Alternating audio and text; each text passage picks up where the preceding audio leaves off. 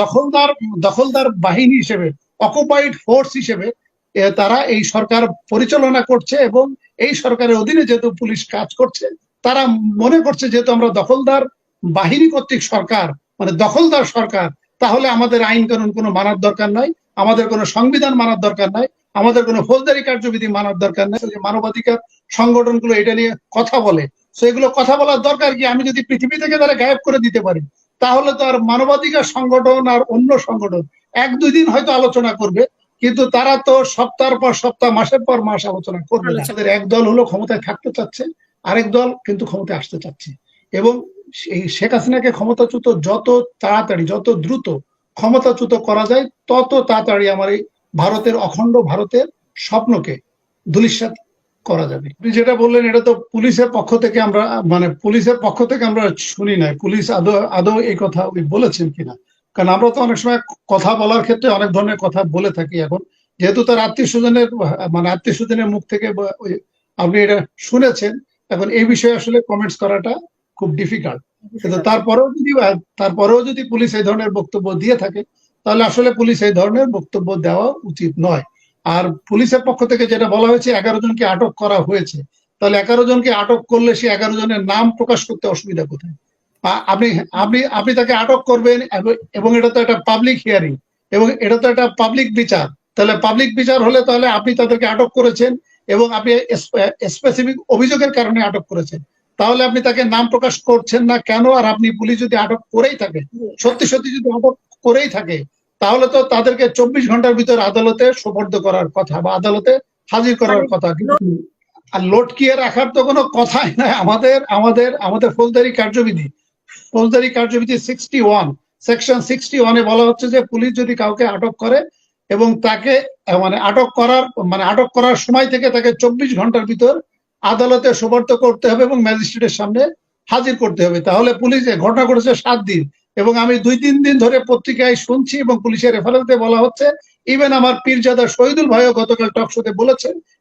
আচ্ছা, আমি আপনাকে বলি যে আমাদের সংবিধানের 31 এবং সংবিধানের 33 অনুচ্ছেদ, এখানে কিন্তু বলা হচ্ছে আপনি যদি কাউকে আটক করেন, তাহলে আপনি 24 ঘন্টার ভিতর তাকে আদালতে সোপর্দ করতে হবে। ইভেন আপনার তাকে কেন আটক করা হয়েছে, রিজন অফ অ্যারেস্ট তাকে বলতে হবে। ইভেন তাকে তার আত্মীয় স্বজনের সাথে কথা বলা বা যোগাযোগের জন্য তাকে সুযোগ দিতে হবে। This are the basic right that has been instructed, that has been guided by our constitution. তা আপনি কনস্টিটিউশনকে ভায়োলেট করে পুলিশ যদি বলে যে আমরা 11 জনকে আটক করেছি, তাদেরকে লটকে রেখেছি, এটি শুধু আইনের লঙ্ঘন না, এটা সংবিধানের লঙ্ঘন। এটার অর্থ হচ্ছে যে আমাদের আসলে আমাদের কোনো সরকার নাই, সরকার যেটা আছে এটা একটা দখলদার সরকার, এবং এরা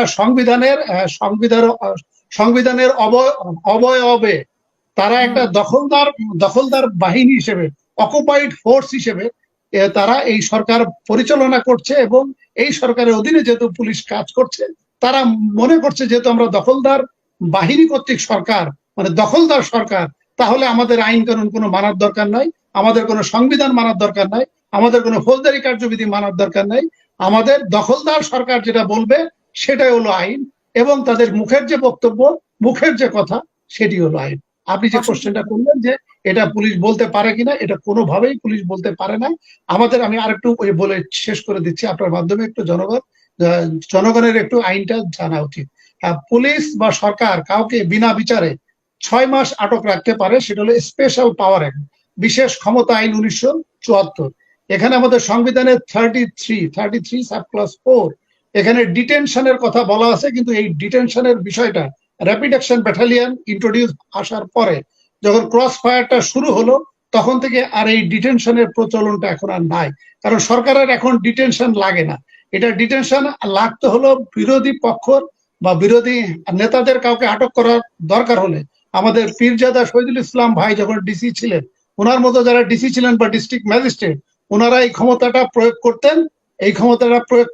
সেই ক্ষমতাটা সঠিকভাবে হোক আর বেঠিকভাবে হোক আর অপপ্রয়োগ হোক, তারা এই আইনের মাধ্যমে এই কাজটি করতেন। কিন্তু 2004 সালে র্যাপিড অ্যাকশন ব্যাটালিয়ন আসার পরে তখন সরকার দেখলো আমার এই 6 মাস আটক রেখে এগুলো পত্রপত্রিকায় আসে, হিউম্যান রাইটস, মানবাধিকার সংগঠনগুলো এটা নিয়ে কথা বলে। তো এগুলো কথা বলার দরকার কি? আমি যদি পৃথিবী থেকে তারা গায়েব করে দিতে পারি, তাহলে তো আর মানবাধিকার সংগঠন আর অন্য সংগঠন 1-2 দিন হয়তো আলোচনা করবে, কিন্তু তারা তো সপ্তাহের পর সপ্তাহ, মাসের পর মাস আলোচনা করবে না। তো এই জিনিসটা আসলে আমাদের সমস্যা, আমাদেরকেই সমাধান করতে হবে। আমাদের সমস্যা অন্য কেউ সমাধান করে দিবে না। যেমন আমাদের বিরোধী রাজনৈতিক দলের যে সমস্যাটা, তারা অতিমাত্রায় ভারত এবং আমেরিকা বা পশ্চিমা বিশ্বের উপর ডিপেন্ডেন্ট। আপনার ভারত বা পশ্চিমা বিশ্ব বা আদার্স, তারা কিন্তু বিএনপি বা অন্য কোনো রাজনৈতিক দলকে কিন্তু ক্ষমতায় বসাবে না, কিন্তু ভারত শেখ হাসিনাকে ক্ষমতায় বসাবে। এটা এটা ভারতের উদ্দেশ্য। আমি কিন্তু সবসময় আমার টকশোতে বলি, আলোচনায় বলি, ভারত কিন্তু অখণ্ড ভারতের দিকে তারা যাচ্ছে। যেটা আমার কলিমুল্লাহ স্যার, ওই যে গতদিন কর্নেল হকের চ্যানেলে গিয়েছিলাম, সেখানে উনি একই কথাটা বলেছিলেন যে রিইউনিফিকেশন অফ ইন্ডিয়া। যদিও ওখানে জেনারেল ফজলুর রহমান বলেছিলেন যে মোদী যদি রিইউনিফিকেশন অফ ইন্ডিয়াকে সমর্থন করে থাকে, তাহলে উনি প্রকাশ্যে ঘোষণা দিয়েছেন এবং উনি বলেছেন 1757 সালে নববী বাংলার ঘোষণা উনি দিয়েছেন, এবং সেটা বলেছেন যে বাংলা, বিহার, উড়িষ্যা এবং আসামের কিছু অংশ, ত্রিপুরার অংশ নিয়ে আমরাও অবিভক্ত বাংলা চাই। যদি যদি যদি আপনার ইন্ডিয়ার প্রধানমন্ত্রী মোদী এটি যদি সমর্থন করতে পারে এবং তারা যদি অখণ্ড ভারতের স্বপ্ন দেখতে পারে, তাহলে আমাদের অখণ্ড বাংলার স্বপ্ন দেখতে অসুবিধা কোথায়? যদি ওনার আলোচনাটা অনেক লম্বা ছিল এবং উনি ফেনী নদীর উপর যে ব্রিজ করেছে, এটা নিয়ে বর্তমান সেনা কর্তৃপক্ষকে, এবং যখন এই ব্রিজটা শুরু হয়েছে ওই কর্তৃপক্ষকেও উনি কিন্তু ভৎসনা করেছেন যে এটা সেনা কর্তৃপক্ষের এটা স্ট্রংলি অপোজ করা উচিত ছিল।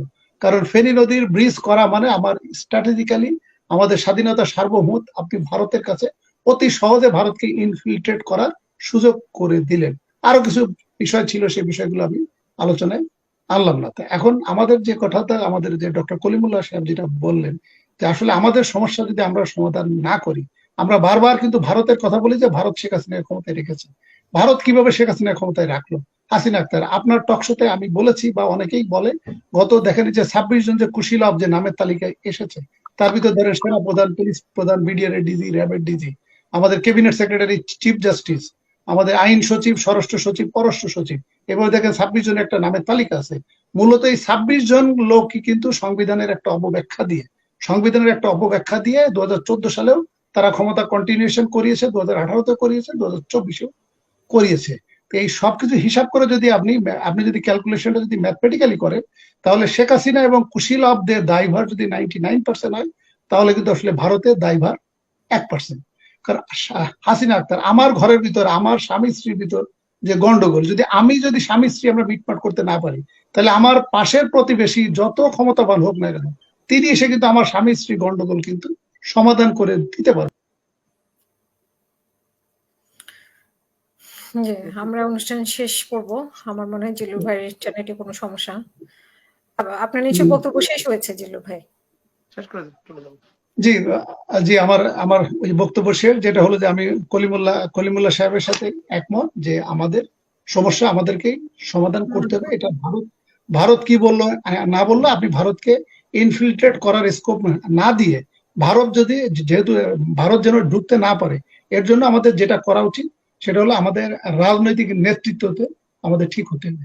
আমাদের এক দল হলো ক্ষমতায় থাকতে চাচ্ছে, আরেক দল কিন্তু ক্ষমতায় আসতে চাচ্ছে, এবং এই শেখ হাসিনাকে ক্ষমতাচ্যুত যত তাড়াতাড়ি, যত দ্রুত ক্ষমতাচ্যুত করা যায়, তত তাড়াতাড়ি আমার এই অখণ্ড ভারতের স্বপ্নকে ধূলিসাৎ করা যাবে। কিন্তু আমার যে অপোজিশন যে নেতৃত্ব, বিএনপি নেতৃত্বে যে 63টা দল, তারা কিন্তু এখনো পর্যন্ত, মানে গত 15 বছর কিন্তু তাদেরও কিন্তু ভারত প্রীতি আছে, যে ভারতকে অসন্তুষ্ট করলে আমরা ক্ষমতায় আসতে পারবো না। তো তাদেরকে জিয়াউর রহমানের যে